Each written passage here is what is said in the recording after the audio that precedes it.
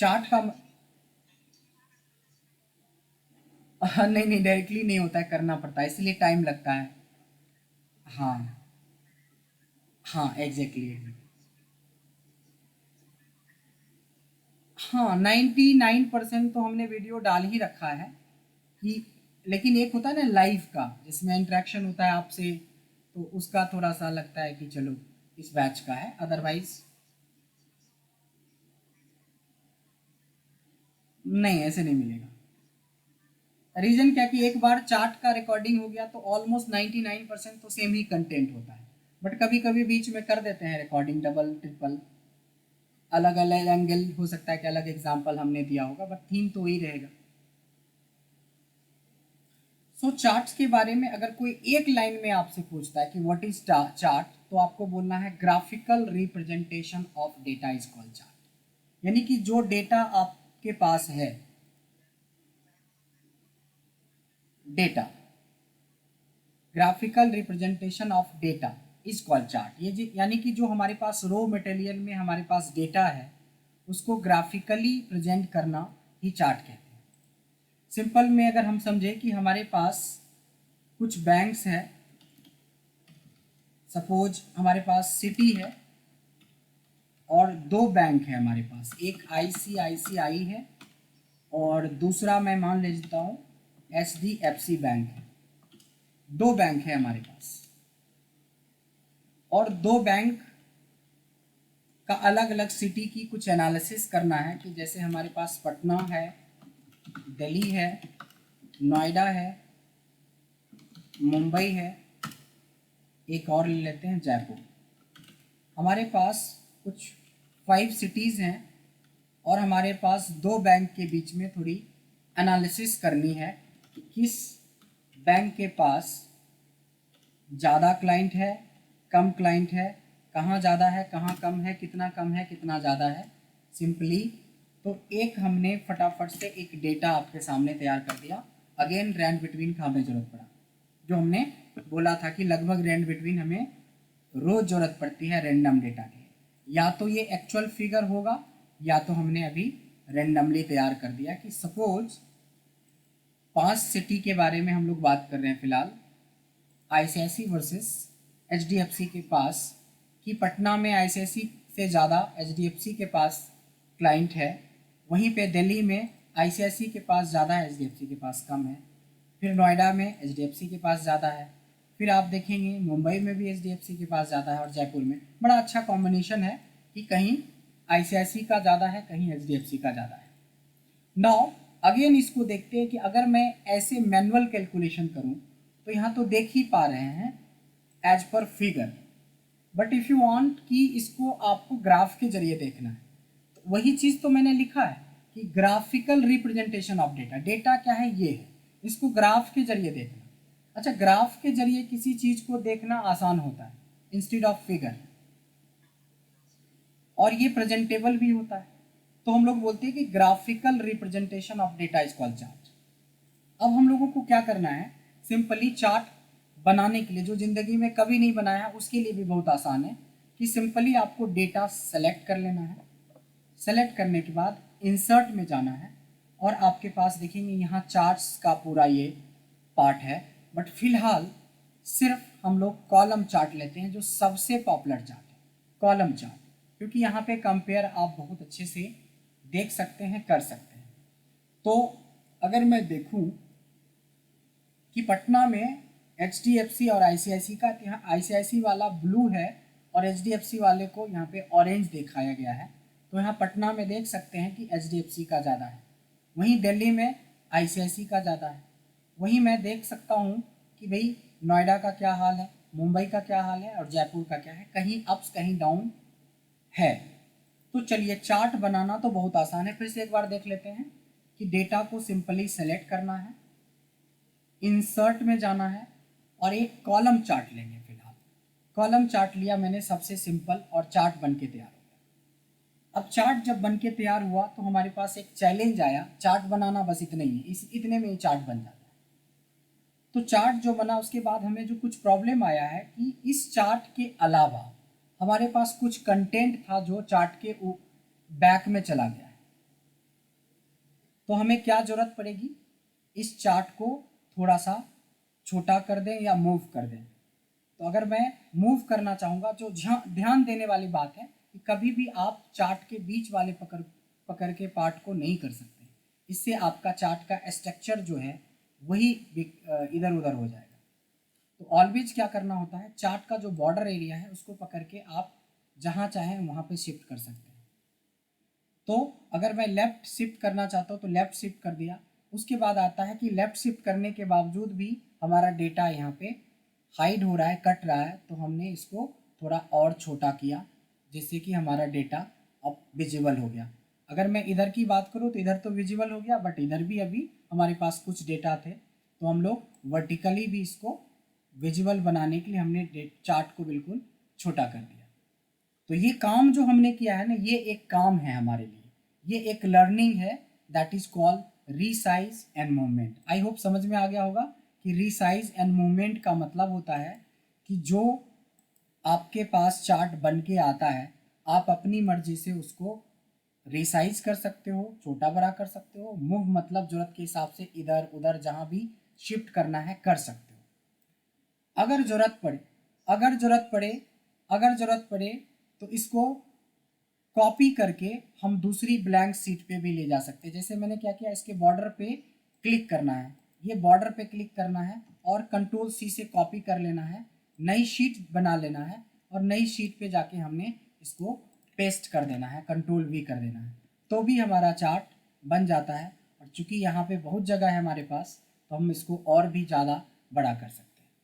और इसको कहाँ ले जा सकते हैं, अगर आप पीपीटी यूज करते हैं, पावर पॉइंट प्रेजेंटेशन यूज करते हैं, जहाँ पे आपको चार्ट के जरिए प्रेजेंटेशन देना होता है कि भाई हमारे पास जो ये 5 क्लाइंट हैं या जो हमारे पास 2 बैंक है उसके कितने क्लाइंट्स हैं। अगर हम लोग बैक सपोर्ट दे रहे हैं दोनों बैंक को कोई भी एंगल से, या आप मशीनरी से बैक सपोर्ट दें या आदमी से दें, तो यहाँ पे आप देख सकते हैं कि उसी चीज़ को हमने कॉपी पेस्ट कर दिया पावर पॉइंट के अंदर, तो पावर पॉइंट में भी वही चीज़ आ गई। मतलब we can move anywhere, PowerPoint में मूव कर सकते हैं, दूसरी शीट में ले जा सकते हैं, इवन इसको कॉपी करके मेल के मेन बॉडी पर भी पेस्ट करेंगे तो भी ये एज ए इमेज पेस्ट हो जाता है और आप उसको भेज सकते हैं। तो यहाँ पे जो हमने शुरू करा था उसमें शुरू ये करा था कि रिसाइज एंड मूवमेंट, यानी कि इसको हम छोटा बड़ा कर सकते हैं।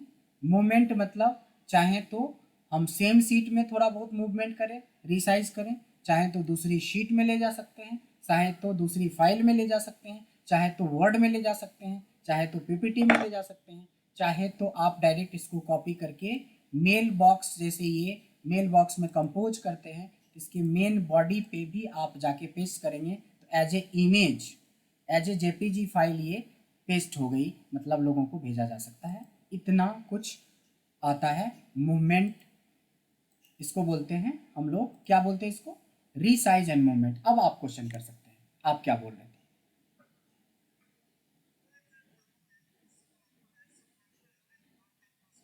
रियल टाइम बेस्ड पे एमएस ऑफिस के किसी भी पैकेज के साथ रहता है, बट आप अगर मान लो कहीं और चिपका दिए, लाइक जैसे मेल पे चिपका दिए, तो नहीं रहेगा। हाँ, पावर पॉइंट में भी रहता है, बशर्ते दोनों फाइल ओपन होना चाहिए। ऐसा नहीं कि ये फाइल क्लोज है, पावर पॉइंट ओपन है तो नहीं होगा, दोनों ओपन होना चाहिए तब। हाँ, और सर विक्रम और सर प्रशांत सर, आप कुछ बात कर रहे थे बीच में। एग्जैक्टली, मैं करके भी दिखा देता हूँ, वो करके भी दिखा देता हूँ कि वो चीज़ें होती है और हो जाएगा, डोंट वरी। ठीक है जी।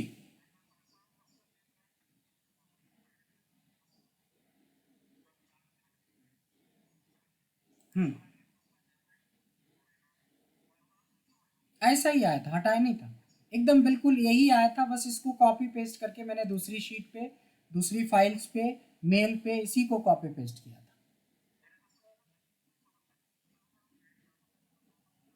सब सब सब सब अभी तो शुरू हुआ है, अभी तो पार्टी शुरू हुई है वाली बात है, अभी तो पूरी कहानी बाकी है, अभी तो पहला पॉइंट्स ही हमने डिस्कस किया है। आई होप कि जितना कुछ हम चार्ट में कर सकते हैं वो 99% कवर अप करेंगे अभी आधे घंटे में। तो चार्ट कैसे बनाते हैं, चार्ट क्या है, और रिसाइज एंड मूवमेंट का मतलब क्या होता है कि आप अपनी जरूरत के हिसाब से इसको रिसाइज कर सकते हो, मूव कर सकते हो, ये होता है रिसाइज एंड मूवमेंट।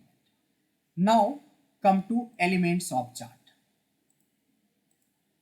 अगर हम एलिमेंट्स ऑफ चार्ट की बात करते हैं, एलिमेंट का मतलब होता है पार्ट, पार्ट्स ऑफ चार्ट, यानी कि एक चार्ट चलिए बन के आपके सामने आ गया है, तो इसको हम बोलेंगे कि इस चार्ट को हम पूरा प्रॉपरली समझने की कोशिश करें कि एक चार्ट जब बन के आपके सामने आता है तो 99% में से जो मेन पार्ट होता है ये आपका ये 7-8 पार्ट है। इसके बारे में एक एक चीज़ को थोड़ा बारीकी से पहले समझेंगे, क्योंकि जितना अच्छे से इसके पार्ट को समझेंगे उतने अच्छे से हम इसके ऊपर अप्लाई कर पाएंगे कोई भी एनालिसिस। तो इस पार्ट को हम लोग बोलते हैं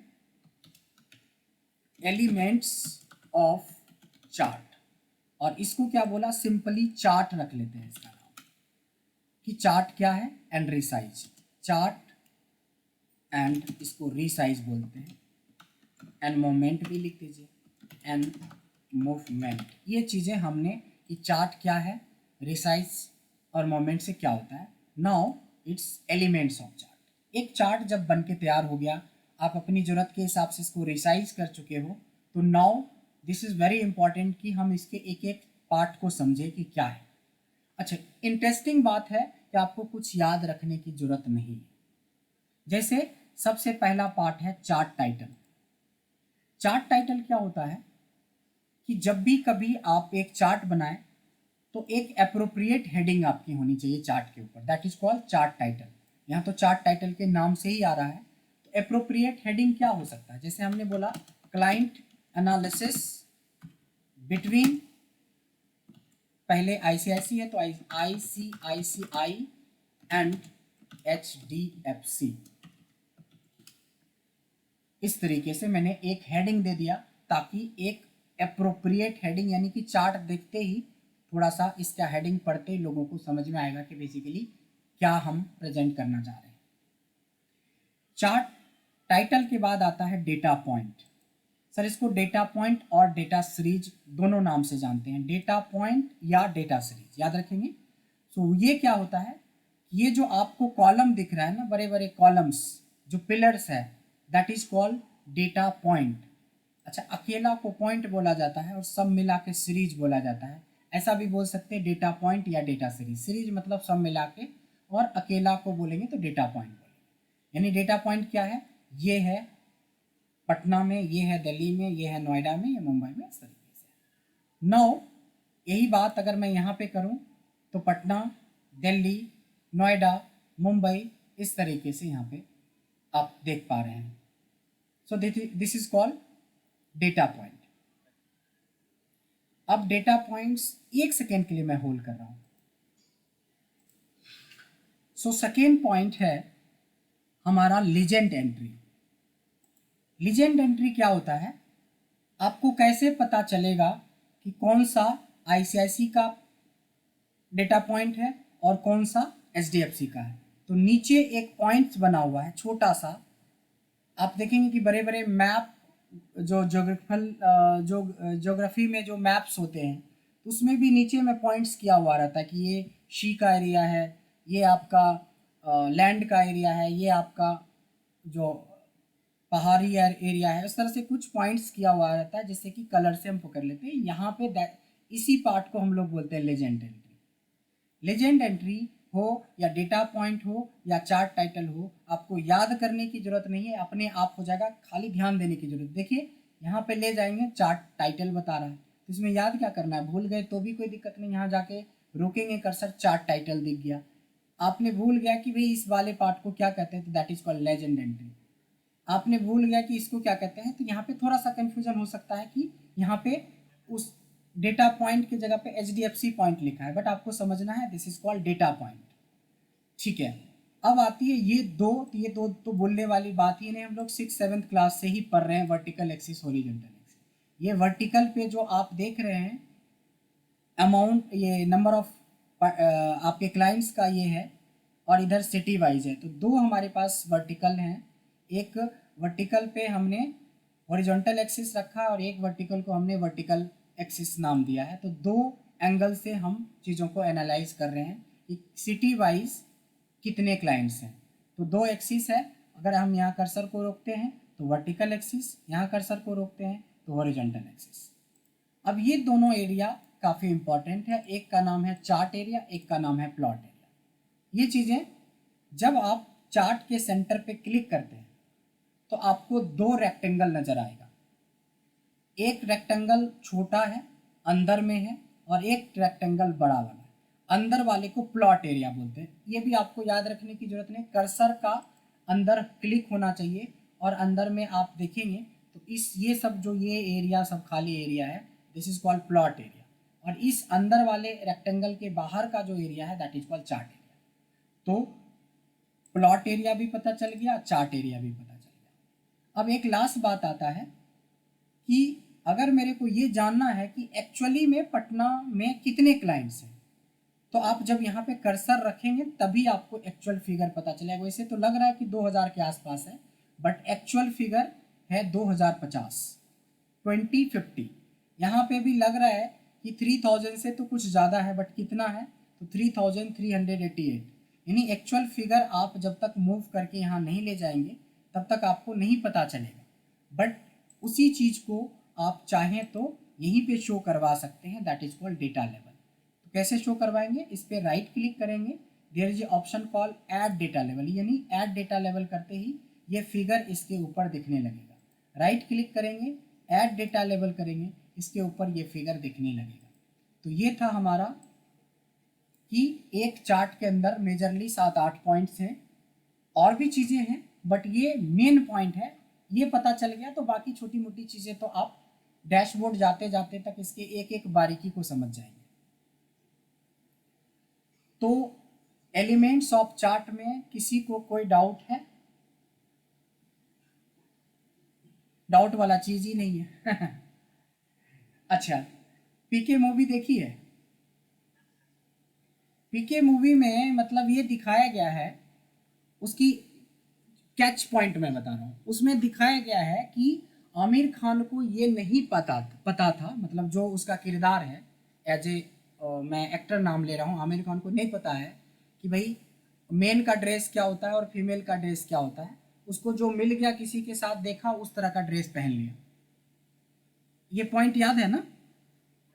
आधे में ऊपर मेल का था और नीचे फीमेल का था। सेम उसी तरीके से अगर आपको एलिमेंट्स ही नहीं पता रहेगा तो किसको कब क्या कलर देना है, कैसे फॉर्मेट करना है, ये पॉसिबल नहीं था। लेकिन चूंकि एक एक पार्ट को आप समझ गए हो तो जैसे चाहो वैसे आप इसको अब डिज़ाइन कर सकते हो। Now come to formatting.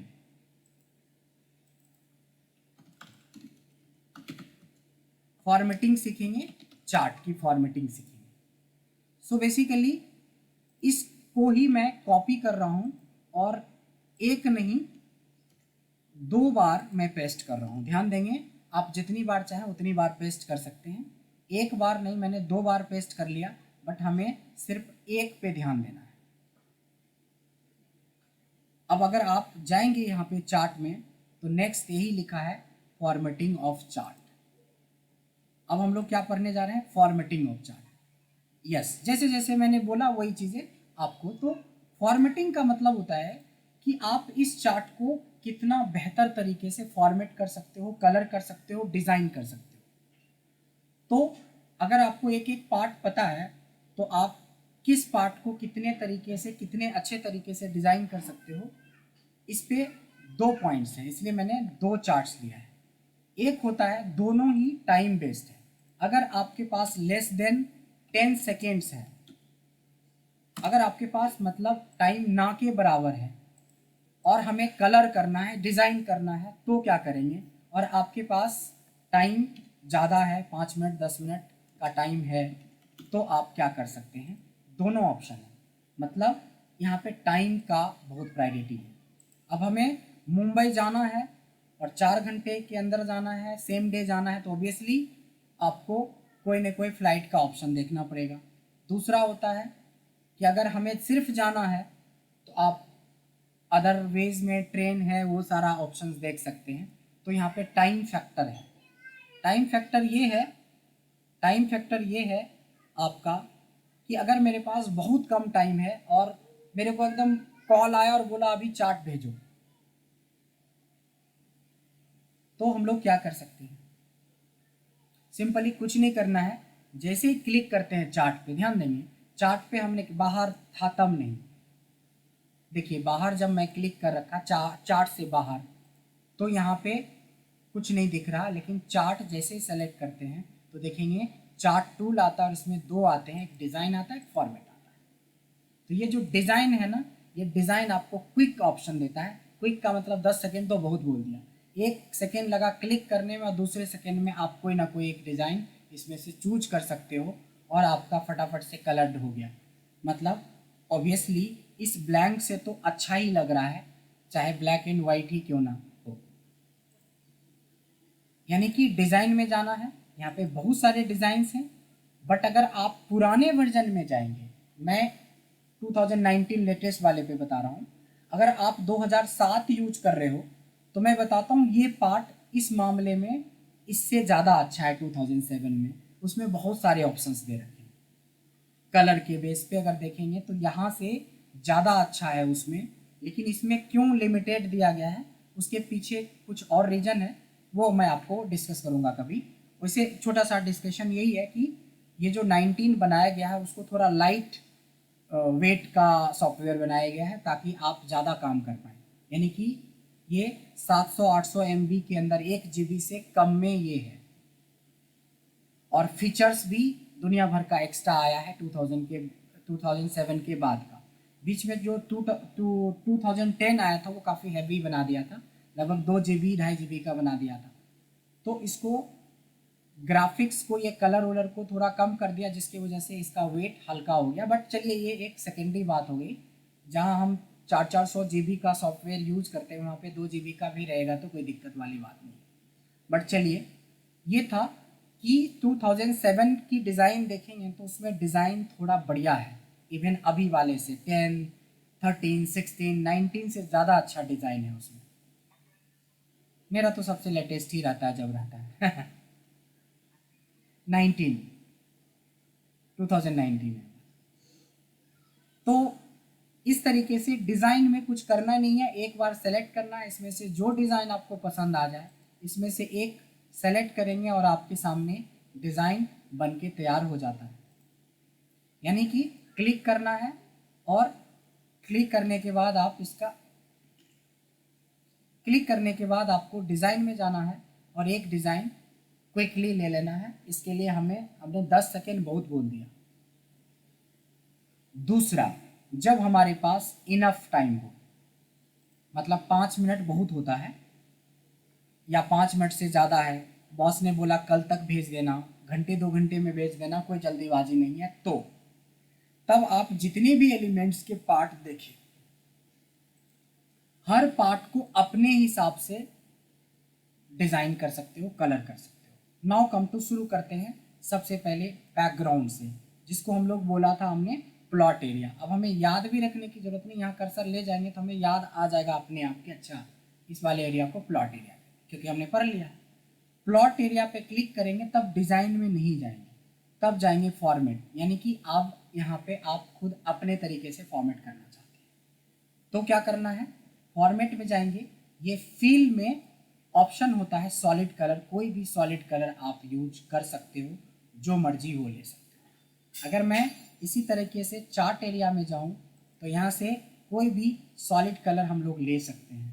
अब जैसे मैंने सॉलिड कलर ये वाला ले लिया और ये वाला ले लिया, तो ये तो अंदर वाला ठीक है, बाहर वाले में टेक्स्ट हमारा साफ से नहीं दिख रहा है, यानी कि हमें टेक्स्ट का कलर भी बैकग्राउंड के हिसाब से चेंज करना है। तो ये हमारा टेक्स्ट कलर होता है। अगर ये समझ में नहीं भी आता है तो कोई दिक्कत नहीं, जो होम में आपने फॉर्मेटिंग में टेक्स्ट पढ़ा था वही टेक्स्ट है, यहाँ से कर लो या वहाँ से कर लो, जहाँ से मर्जी वहाँ से कर लो। जितना साइज़ घटाना बढ़ाना है ये भी कर सकते हो आप। मान लो ये सब दिल्ली मुंबई पटना का थोड़ा साइज़ बढ़ाना है, इसको बढ़ा सकते हैं, इसको थोड़ा बढ़ाना है तो बढ़ा सकते हैं। हेडिंग लगता है कि थोड़ा और हैवी होना चाहिए, इसको बढ़ा सकते हैं आप। मतलब जैसे चाहे वैसे इसको बढ़ा और घटा सकते हैं। ये जो हमने किया this is called solid colour. Click करना है वो एक्टिव हो जाता है। यानी कि अगर मैं चाहता हूं कि ICICI ऑरेंज हो और HDFC वाला ग्रीन हो, तो मैंने ICICI वाले पे क्लिक करा और इसको हमें ऑरेंज करना है या रेड करना है, तो जो भी करना है यहाँ से सॉलिड फील ले लिया, वो कलर बन गया। दूसरा आपने बोला ग्रीन, इसको सेलेक्ट किया और यहाँ से क्लिक किया, ये बन गया ग्रीन। ये था सॉलिड कलर। और आगे बढ़ते हैं। अगर आप चाहो तो सॉलिड कलर के अलावा आपको चार्ट ऑप्शन देता है कि आप किसी भी तरह का टेक्सचर यूज कर सकते हैं, इतने सारे टेक्सचर, बट प्रैक्टिकली प्रोफेशनली कोई भी टेक्सचर यूज नहीं करता है। आपको करना है तो कर लो, ऑप्शन दे रखा है। फिर से बता रहा हूं कि चाहें तो सॉलिड कलर के जगह पे आप टेक्सचर यूज कर सकते हैं, बट ये प्रैक्टिकली किसी को तो नहीं देखते प्रोफेशनली ये टेक्सचर यूज करते हुए, बट अगर करना चाहते हो तो कर सकते हो। सेम उसी तरीके से अगर हम बैकग्राउंड में कोई लोगो या कोई इमेज चाहते हैं कि हमारा प्लॉट एरिया में शो करे, तो प्लॉट एरिया को सेलेक्ट करा और यहाँ पे देखिए पिक्चर का ऑप्शन है, और पिक्चर में जाके फाइल में जाके जहाँ पे भी आपने कोई लोगो वगैरह रखा होगा, जैसे ये लाइट कलर का मैंने घड़ी का लोगो रखा है, तो क्या ये लोगो का साइन भी आपको बैक में दिख जाएगा, या आपकी कंपनी का कोई लोगो है तो लोगो भी पीछे लगा सकते हैं। तो दैट इज़ अंडर पिक्चर। ये ध्यान देंगे जब हम लोग ये सब कर रहे हैं तो that is called solid colour. अगर मैं पिक्चर करता हूँ तो आपने देख लिया, टेक्सचर कर लिया। जो सबसे ज़्यादा यूज होता है दैट इज ग्रेडियंट। आपको क्या करना है कि सपोज जो कलर आपको लेना है उसका पहले सॉलिड कलर ले लीजिए। सॉलिड कलर लेने के बाद इसके ग्रेडियंट में जाओगे तो उसी कलर का ग्रेडियंट इफेक्ट दिखता है जो सबसे ज़्यादा अट्रैक्टिव होता है। आप गौर से देखें तो डार्क टू लाइट की तरफ जा रहा है, बिल्कुल अनप्रोफेशनल लग रहा है। चार्ट एरिया को सेलेक्ट कर रहे हैं हमने, फॉर्मेट में जाके ये वाला मान लो ब्लू लिया जो मैंने शुरू में लिया था। अगर मैं इसके ग्रेडियंट को यूज करता हूँ तो काफ़ी खूबसूरत ग्रेडियंट इफेक्ट नज़र आ रहा होगा, काफ़ी फर्क लग रहा होगा आपको इसके प्रेजेंटेशन में, क्योंकि इसमें इधर से लाइट और ऊपर की तरफ डार्क जा रहा है। सेम इसी में भी लाइट और डार्क का कॉम्बिनेशन है, काफ़ी खूबसूरत आपको लग रहा है।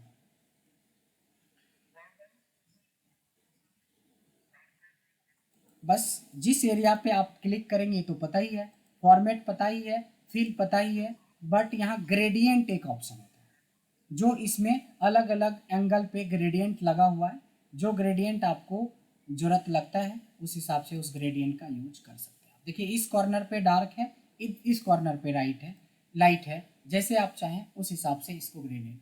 अब डेफिनेटली आपने इसमें 5 मिनट का टाइम दिया है तो इसका लुक और इसके लुक में आकाश जमीन का फर्क है। अब आता है इससे भी ज़्यादा और थोड़ा एनालिटिकल होना और प्रेजेंटेबल बनाना। हमें पता है कि मैं 2 बैंक की एनालिसिस कर रहा हूँ, मतलब इस लेवल तक आदमी सोच ही नहीं पाता है चार्ट में, बट आज से आपको सोचना है कि ऐसा हम कर सकते हैं। हमने क्या किया कि 2 लोगो निकाले गूगल से, एक ICICI का, एक HDFC का, और ये जो पिलर है ना, ये पिलर पे उसके लोगो को लगा दिया। इतना प्रेजेंटेबल हो जाता है, लोग सोच ही नहीं पाता है कि अच्छा ये भी कर सकते हैं। दिखाते हैं कि क्या किया हमने ICICI वाले को सेलेक्ट किया, वही फॉर्मेट, वही फिल, वही सब कुछ, बट पिक्चर में जाते हैं।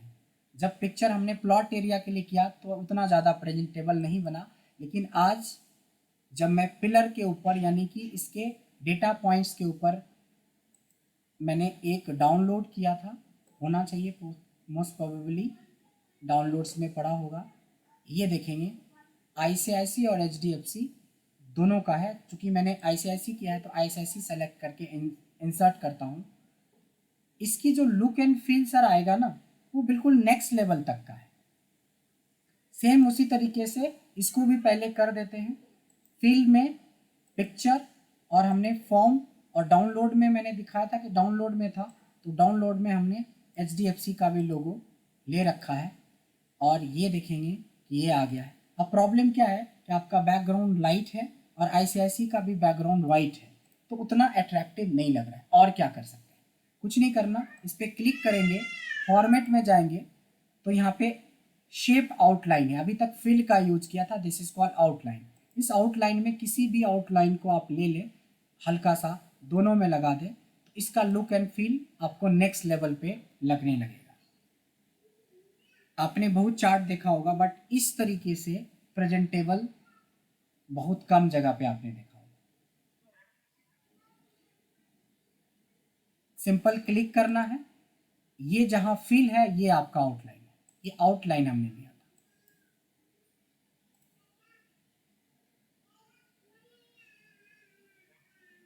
यहां तक समझ में आया? अब इसमें आकाश जमीन का फर्क है, ये और ये में आकाश जमीन का फर्क है। एक सेकेंड सर, होल्ड करिए। तो आपने देखा कि किस तरीके से हम लोग इस चार्ट को पूरी तरीके से बिल्कुल अलग लेवल पे लेके चले गए हम लोग।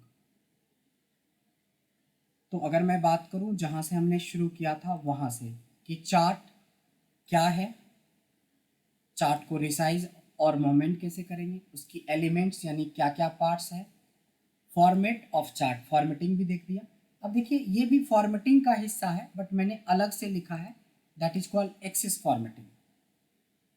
देखिए ये भी फॉर्मेटिंग का पार्ट है। अगर मैं इसको ध्यान से देखूं तो इसकी जो इंटरवल है ये 12,000 में 2,000 का है, यानी कि इसमें कुछ आप चेंजेस चाहते हैं, लाइक आप चाहते हो कि 1500 के ऊपर हो या 1000 का इंटरवल हो, तो आप कर सकते हैं। राइट क्लिक, फॉर्मेट एक्सिस, और यहाँ पे देखेंगे एक मेजर होता है, मेजर यूनिट। इस मेजर यूनिट जब इस पर क्लिक किया ना, फॉर्मेट किया, तो मेजर यूनिट खुला। इस 2000 को 1500 कर देंगे और यहाँ पे बाहर क्लिक करना है, बस 1500 के हिसाब से सब सेट हो गया। अच्छा, 1500 के हिसाब से सेट करके जब आप करते हैं तो देखेंगे कि ये जो नंबर है थोड़ा सा ऊपर जा रहा है। आप चाहें तो इसकी लोअर लिमिट और अपर लिमिट भी सेट कर सकते हैं। कैसे? फॉर्मेट में गए, देखिए ये है मिनिमम, जिसको 0 बोल सकते हैं। ये मैक्सिमम 10,500 है, इसको आप 12,000 कर लीजिए, जितना पहले था। और इंटरवल 1500 का रखा है, देखते हैं क्या होता है। ये रहा, यानी कि इसको भी अपने हिसाब से कंट्रोल कर सकते हैं। 1000 के इंटरवल पे, 1500 के इंटरवल पे या 2000 के इंटरवल पे तो बाय डिफॉल्ट आ ही रहा था। अब लगता है कि इतने में ये बहुत छोटा लग रहा है, तो इसको चाहो तो क्या चीज़, एक्सिस पे राइट क्लिक करेंगे, फॉर्मेट एक्सिस के अंदर जाएंगे।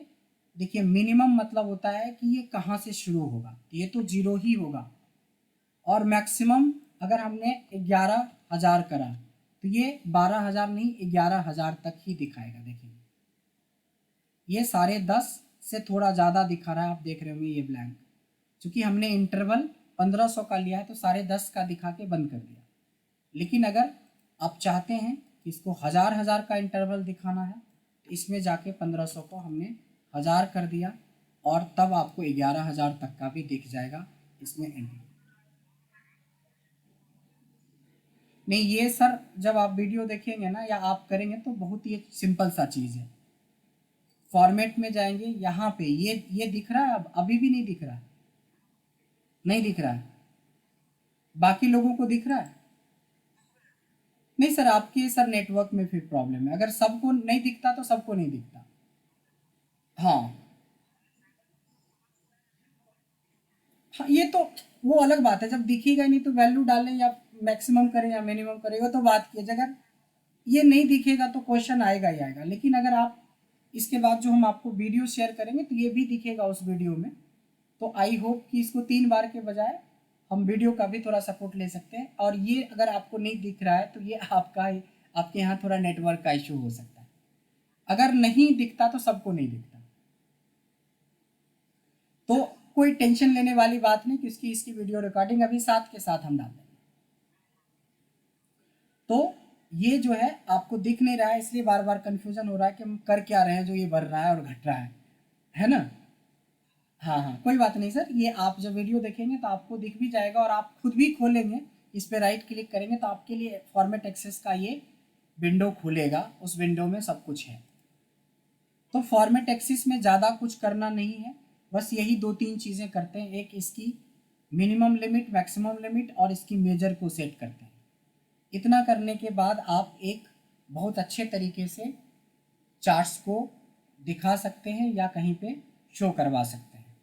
नाउ कम टू नेक्स्ट और आखिरी पार्ट है, that is called types of chart. हाँ हाँ, ले लेते हैं क्वेश्चन। एक आखिरी है, एक सेकेंड सर, एक सेकेंड। जैसे इसमें क्या होता है ना कि ओवर राइट कर जाता है हमारी आपकी बात, तो मैं आपसे बीच में पूछूंगा हर एक पॉइंट के बाद, तो उस समय आप पूछ लीजिएगा। तो हमने एक पार्ट बच गया है जिसको बोलते हैं टाइप्स ऑफ चार्ट। इसको करने से पहले आप बताएं क्या पूछ रहे हैं। हम्म हम्म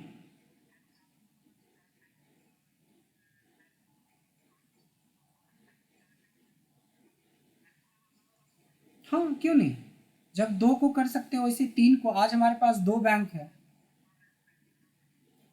हाँ हाँ, राउंड वाले में भी कर सकते हैं, लेकिन ध्यान देना होता है ना सर, वही पीके वाली बात हो गई। अब राउंड वाले में अगर आप मान लो कि लोगो लगाते हो और लोगो पता ही नहीं चलेगा कौन, वो तो सर जरूरत ही नहीं पड़ेगा, वो तो दिख ही जाएगा, ऐसी ऐसी है वो आ रहे हैं। अभी अगला पार्ट वही है, जो पार्ट के बारे में आप डिस्कस कर रहे हैं वही तो है टाइप्स ऑफ चार्ट। यहाँ पहुंचेंगे तो यहाँ प्रॉब्लम पता चल जाएगा कि क्या है। सो नाउ पॉइंट इज कि अगर ये जो डेटा है हमारा, इसी डेटा को लेके अगर मैं प्रेजेंट करना चाहूँ तो हमें ये समझना है अब कि हम इस डेटा को कितने तरीके से प्रेजेंट कर सकते हैं और कितना अच्छा चार्ट बना सकते हैं, कितने टाइप से बना सकते हैं। सबसे पहले जो सबसे कॉमन है आपका, उसको बोलते हैं कॉलम चार्ट। और कॉलम चार्ट में भी देखेंगे तीन कॉलम चार्ट है, एक का नाम है क्लस्टर्ड, एक का नाम है स्टॉक और एक का नाम है 100% स्टॉक। तो ये चार्ट में क्या होता है, दोनों में डिफरेंस बता रहा हूँ। इस चार्ट में क्या होता है, एक के बगल में एक का कंपेयर होता है, तो दिस इज बेस्ट चार्ट। अभी बहुत अच्छे तरीके से आप इसको कंपेयर कर सकते हैं। बट इसी चार्ट को अगर हम दूसरे कॉलम चार्ट के तरफ मूव करके देखें, यहाँ से हमने ये वाला चार्ट लिया, तो ये आप अगर देखते हैं तो इसमें एक के ऊपर करता है, तो इसको अगर आप प्रैक्टिकली सोचें तो ये उतना प्रेजेंटेबल नहीं है, उतना क्लियर नहीं है, क्योंकि इसमें एक के ऊपर एक है, इसकी वैल्यू अलग दे रखी है इसकी। तो ये जितना अच्छा कंपेयर आप इसमें कर रहे हैं उतना अच्छा कंपेयर नहीं कर सकते, लेकिन इस तरह के भी कभी कभी आपको ज़रूरत पड़ेगी। जैसे जैसे ज़रूरत पड़ेगी वैसे वैसे डैशबोर्ड तक जाते जाते तक आपको सब कुछ पता चल जाएगा कि किस चार्ट से क्या फ़ायदा है, कौन सा चार्ट लेना है, कौन सा नहीं लेना है। फिर चलते हैं एक और, इसी का तीसरा है, इसको बोलते हैं 100% स्टॉक चार्ट। यानी कि इस पूरे वैल्यू को ये 100 मान लिया, और जैसे ये 38 और इनका जो वैल्यू है उसका एक रेशियो कलर के बेस पे आपको दिख जाएगा। इसका भी बहुत कम यूज होता है। एक और चार्ट आपने कई बार देखा होगा जिसका नाम है लाइन चार्ट। मैच में सबसे ज़्यादा यही चलता है, Pakistan, India versus Pakistan match में कि कौन से टीम अप्स एंड डाउन कैसे हो रहा है। अभी कोरोना का केस भी एनालाइज करेंगे पिछले एक महीने का, तो कुछ ऐसा ही अप्स एंड डाउन आपको देखने को मिलेगा। तो लाइन के जरिए हम लोग काम कर सकते हैं कि लाइन के जरिए अगर कोई चीज़ें दिखाना है तो लाइन चार्ट का यूज कर सकते हैं। इसमें देखेंगे कि कैसे कैसे आपका line ups and down, ups and down, ups and down कर रहा है। अगर हम एक और चार्ट की बात करते हैं जो कि लाइन का ही है, और अगर मैं लाइन में जाके देखता हूँ तो इसमें देखेंगे एक एरिया चार्ट है। एक्चुअली लाइन चार्ट और एरिया चार्ट एक ही है। गौर से देखेंगे तो जैसे जैसे हमारी लाइन गई है वैसे वैसे उसने कलर फिल कर दिया, तो इसका नाम रख दिया एरिया चार्ट। उसी तरीके से जब आप ये वाला चार्ट बना रहे थे इंसर्ट में जाके, ये वाला, तो इसमें भी एक बार चार्ट होता है, यानी कि कॉलम चार्ट में चीज़ें वर्टिकल होती है और इसमें इसको हॉरिजॉन्टल, यानी कि जैसा डेटा आपको रहेगा और जिस तरीके से आपको प्रेजेंट करना है, यहाँ इतने सारे ऑप्शंस हैं, आपको उसी डेटा को, एक ही डेटा को प्रेजेंट करने के इतने तरीके हैं, बट फॉर्मेटिंग के लिए आपको देखना है कि किस डेटा पे क्या फॉर्मेटिंग रूल लगाना है। सबके लिए फॉर्मेटिंग रूल सेम ही है जो हमने फॉर्मेटिंग में सीखा। और आगे बढ़ते हैं, इंसर्ट में जाएंगे, चार्ट में जाएंगे। देखिए मैं फिलहाल पाई चार्ट यूज़ नहीं कर रहा हूँ, मैं डॉनेट चार्ट यूज़ कर रहा हूँ। देखेंगे कि डॉनेट चार्ट क्या करता है, सर्कल में प्रेजेंट कर रहा है। ये इनर सर्कल आईसीआईसी को रिप्रेजेंट कर रहा है, आउटर सर्कल आपका एचडीएफसी को रिप्रेजेंट कर रहा है। बाकी सब चीज़ आप देख ही रहे हैं कि क्या हो रहा है। फिर मैं पेस्ट कर रहा हूँ और इंसर्ट कर रहा हूँ, और कुछ और भी चार्ट हैं जिसके बारे में बहुत ज़्यादा वो कॉमन नहीं है। एक होता है बबल्स चार्ट, आज तक मेरे को भी ज़रूरत नहीं पड़ी है और आपको भी होपफुली ज़रूरत नहीं पड़ेगी। ये क्या बताना चाहते हैं, इसमें कुछ क्लैरिटी नहीं है, इसलिए ये ज़्यादा कॉमन नहीं है बबल्स चार्ट। उसी तरीके से एक चार्ट होता है इसमें, जिसमें आप देखेंगे कि बिल्कुल लाइन चार्ट की तरह यहाँ पे, लेकिन ये स्मूथ चार्ट है, थोड़ा स्मूथ लाइनिंग है, तो इस तरह का भी एक चार्ट आप यूज कर सकते हैं, या कोई कलर वगैरह का देख सकते हैं। मतलब ये सारे ऑप्शंस चार्ट में अवेलेबल है, इतने तरीके का चार्ट आप बना सकते हैं। लेकिन एक चार्ट होता है जिसका नाम है पाई चार्ट, लेकिन ये पाई चार्ट बनाते के साथ ही ये गलत हो गया चार्ट। सब सही चल रहा था, इसको गौर से देखेंगे तो ये गलत हो गया। क्यों गलत हो गया? क्योंकि पाई चार्ट का यूज कभी भी मल्टीपल कॉलम के लिए यूज नहीं किया जाता है। मल्टीपल कॉलम के लिए या तो मल्टीपल रो के लिए यूज नहीं करो, या मल्टीपल कॉलम के लिए, यहाँ मल्टीपल रो मल्टीपल कॉलम है, या तो सिंगल रो सिंगल कॉलम आप यूज कर सकते हो। तो ये आईसीआईसी का तो दिखा रहा है, एचडीएफसी का पूरा ही खा गया। इसीलिए इस चार्ट के लिए कभी भी आप पाई का यूज करते हो तो इस तरह के डेटा के लिए नहीं होता है। अब वो पाई के लिए मैं थोड़ा सा डेटा यहाँ पे चेंज कर रहा हूँ। अभी तक सारा कुछ इसी से चल रहा था, और मैं अब एक डेटा बना रहा हूँ कि सपोज आपके पास पर्टिकुलर है,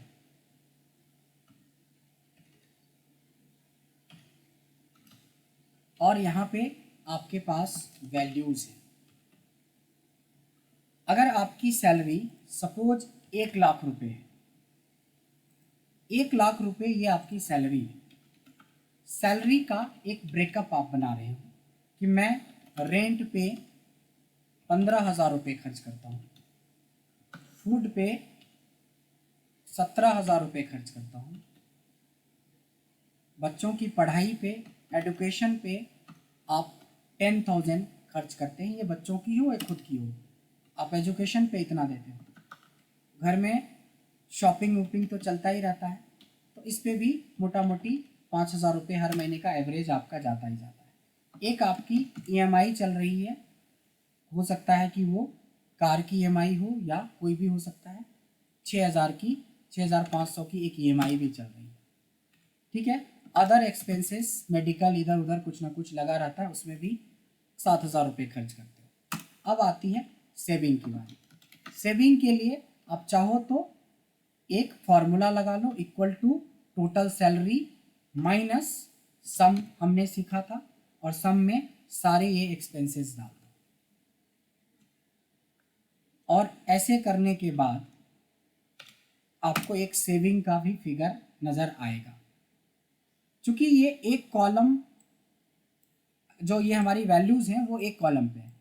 अब हम इसको कंपेयर नहीं करना किसी दो के साथ, आईसीआईसी या इस तरह का, तो हम लोग सेलेक्ट करेंगे, इंसर्ट करेंगे, और इस बार पाई का करेंगे। तो ये एक्चुअली बहुत अच्छा, ये परसेंटेज का भी ऑप्शन इसमें है कि परसेंट में आपको एग्जैक्टली फिगर बताएगा कि आप जो खर्च कर रहे हो या जो आपकी आमदनी है उसके हिसाब से आप 40% सेविंग कर रहे हैं। यहाँ पे आपको दिख जाएगा कलर वाइज। ये फूड 17%, 15,000, ये ऐसे।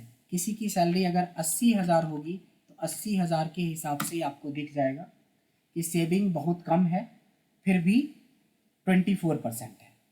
अब किसी की सैलरी अगर 70,000 हो तो क्वेश्चन मार्क हो जाएगा कि 70,000 सैलरी में सेविंग ना के बराबर है और खर्चे का रेशियो बहुत अच्छा है। इसी तरह का एग्जाम्पल होता है जब किसी भी चुनाव में रिजल्ट आते हैं।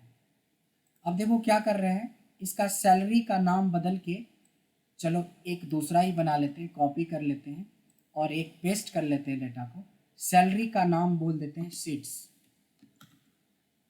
कि हमारे पास 548 सीट है, जिसमें क्या नाम है, मोदी जी प्रधानमंत्री बने थे, उसी का एक ले लेते हैं। पर्टिकुलर के जगह पे इसका नाम पार्टी रख दो और वैल्यूज के नाम पे सीट्स लिख सकते हैं।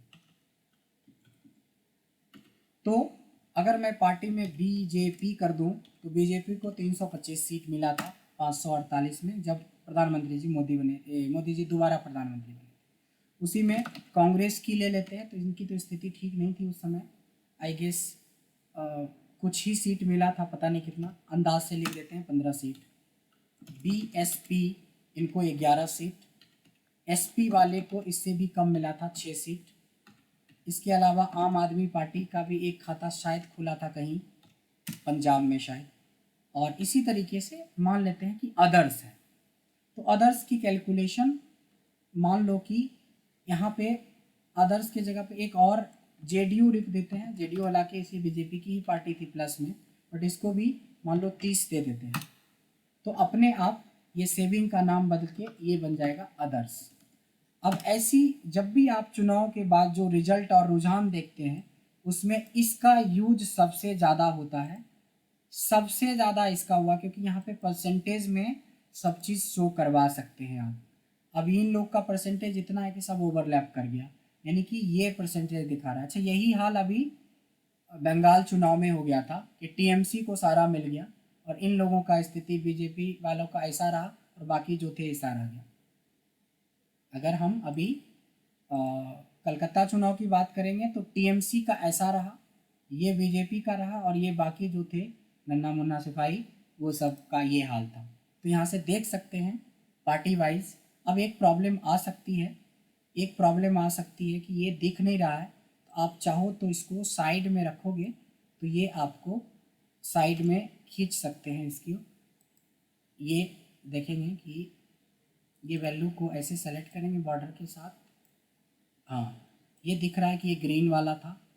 तो इस तरह से एक एक पकड़ के, अगर कोई चीज़ें जगह क्लियर नहीं पता चल रहा कि किसका है तो ये इस तरीके से रख सकते हैं। हाँ, बिल्कुल सर, बिल्कुल आ जाएगा, बिल्कुल आ जाएगा। अब अगर यहाँ पे देखेंगे तो एक ये है और एक ये है, इसमें नाम के साथ आता है, ये नाम के साथ आता है, ये देखिए नाम के साथ आया। तो यहाँ पे कुछ फॉर्मेट्स दे रखे हैं, ये डिज़ाइन था जिसके बारे में अभी मैंने बोला कलर वाले में, या डिज़ाइन के साथ है, आप ये ले सकते हो। आपने यही क्वेश्चन किया था क्या बीजेपी वाले में बीजेपी का चुनाव चिन्ह लग सकता है, कांग्रेस वाले में तो लग सकता है, बट ये एरिया ऐसा है कि शायद उतना अच्छा लुक एंड फील ना रहे। हाँ, बीजेपी भगवा कलर यूज करता है तो इसको भगवा कलर में आप फिल कर दो, इसमें मना कोई नहीं कर रहा है। आप मोर कलर में जाके ये कलर को दे दो इनको, थोड़ा ये ज़्यादा खुश होंगे। कांग्रेस वाला का पता नहीं कौन सा कलर है, और अदर के लिए आप अलग अलग कलर दे सकते हैं। ये थोड़ा मैच कर रहा है इस कलर, इसको थोड़ा सा चेंज कर देते हैं, ये ब्लू टाइप का ले लिया, इस तरह से कुछ।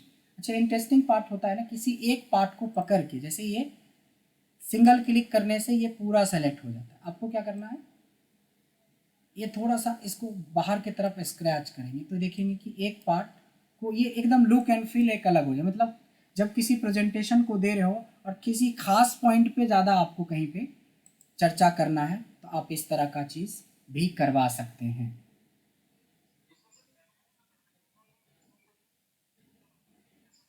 ये परसेंटेज आप देंगे तो ये नहीं आएगा, ये देंगे तो ये नहीं आएगा। परसेंटेज में अभी हम ले रहे हैं, अगर वैल्यूज़ में ले लेंगे तो वैल्यूज़ में आ जाएगा। यहाँ वैल्यूज़ वाला कोई ना कोई ऑप्शन होगा ही। आप यहाँ से ट्राई करेंगे तो वैल्यू वाला भी सारे परसेंटेज में आपका देख रहा है। आप इसको चेंज भी कर सकते हैं ज़रूरत के हिसाब से, जैसे जैसे ज़रूरत पड़ेगा इस पर। अब चूँकि एक हमें बैकग्राउंड मिल गया, इस बैकग्राउंड के ऊपर हम लोग चेंजेस कर सकते हैं। विनय, बहुत कुछ कर सकते हैं सर, बहुत कुछ कर सकते हैं। पहले जितना किया है उसकी प्रैक्टिस करेंगे, इसके बाद अदर्स कल करेंगे। मतलब इसमें और जो जो लॉजिक अब आपको आएगा, पहले इतना तो कर लें। इतने में तो इतना कहाँ कर पाता है कोई। जो आपस में बात कर रहे हो प्लीज आप अपना म्यूट कर लो। जो आपस में बात कर रहे हो म्यूट कर लो। विनय, दारू सारू सबका बात अभी इसी पे आके कर रहा है।